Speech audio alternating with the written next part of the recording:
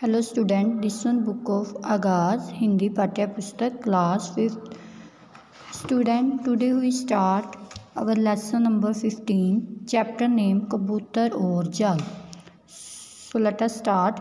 किसी घने जंगल में बरगद का एक विशाल पेड़ था। उस पेड़ पर कई पक्षी घोंसले बनाकर रहते थे। एक दिन एक चिड़ीमार उधर आया। उसके कंधे पर एक थैला और पीठ पर जाल टंगा था। वह बरगद के वृक्ष के नीचे आकर रुका। उसने इधर उधर देखा और अनाज के कुछ दाने ज़मीन पर बिखेर दिए। फिर उसने दानों के ऊपर जाल बिछा दिया।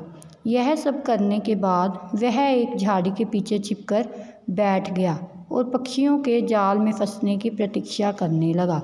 अब क्या है बेटा, किसी गांव में एक घना जंगल था। उस घने जंगल के बीच में एक बरगद का पेड़ था। विशाल मतलब बहुत बड़ा पेड़ था।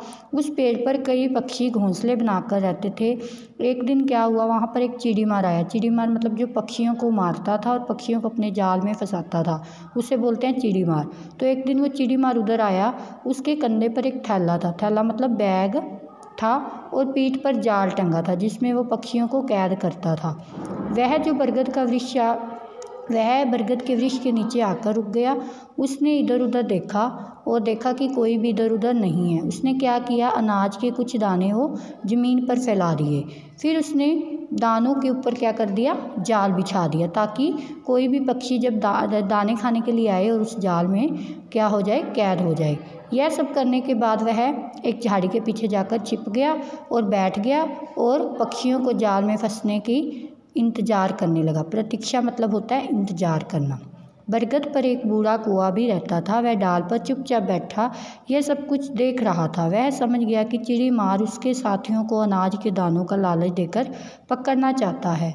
उसने अपने साथियों से कहा, देखो, इन दानों के पास भूलकर पर मत जाना। तुम में से जो भी लालच करेगा वह जाल में फंस जाएगा। सभी पक्षियों ने कौवे की बात मान ली। उनमें से कोई भी अनाज के दानों के पास नहीं गया। अब क्या था कि उस बरगद के ऊपर एक बूढ़ा कौवा रहता था, मतलब बहुत ही सियाना जो था कौवा रहता था। वो डाल पर चुपचाप बैठा ये सब कुछ देख रहा था कि किस तरह जो चिड़ीमार है वो दानों को फैला रहा है और उसके ऊपर जाल रख रहा है।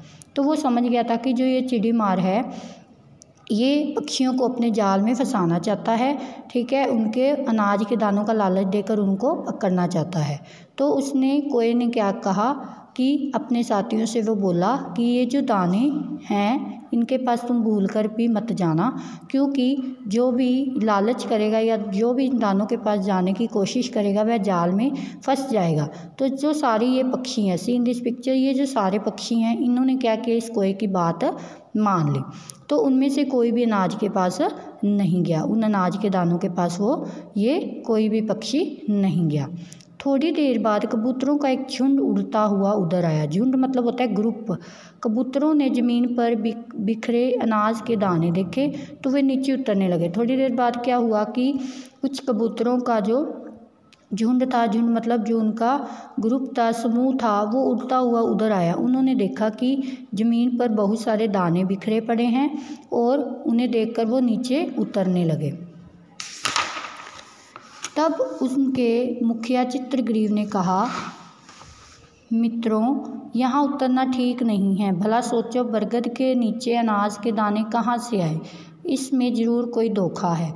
तो जब वो कबूतर नीचे अनाज के दाने खाने के लिए आ रहे थे तो उनका जो मुखिया था, उनके मुखिया का नाम था चित्रग्रीव। तो उन्होंने कहा, मित्रों, दोस्तों, यहाँ उतरना ठीक नहीं है।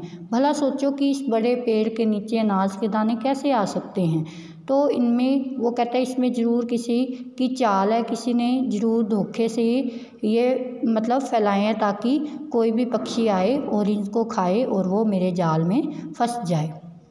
लेकिन कबूतर दिन भर से भूखे थे, इसीलिए वे अपने आप को रोक ना सके और नीचे उतर आए। ज़मीन पर बैठते ही वे चिड़ीमार के जाल में फंस गए और पंख फड़फड़ाने लगे। अब वे पछता रहे थे कि उन्होंने अपने मुखिया की बात क्यों नहीं मानी।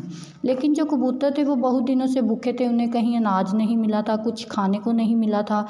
इसीलिए उन्होंने क्या किया, वे अपने आप को रोक नहीं पा रहे थे और उन अनाज के दानों को देखते ही वो नीचे उतर गए। जैसे ही वो ज़मीन पर बैठे, जो चिड़ीमार के जाल फंसाया था चिड़ीमार ने, वो उस जाल में क्या हो गए, फंस गए और अपने पंख फड़फड़ाने लगे, मतलब अपने पंखों को फड़फड़ाने लगे कि हम उड़ सकें, लेकिन वो उड़ नहीं सके क्योंकि वो जाल में फंस चुके थे। अब वो पछता रहे थे कि उन्होंने अपने जो मुखिया की बात नहीं मानी, कि जो हमारा मुखिया था वो सही कह रहा था।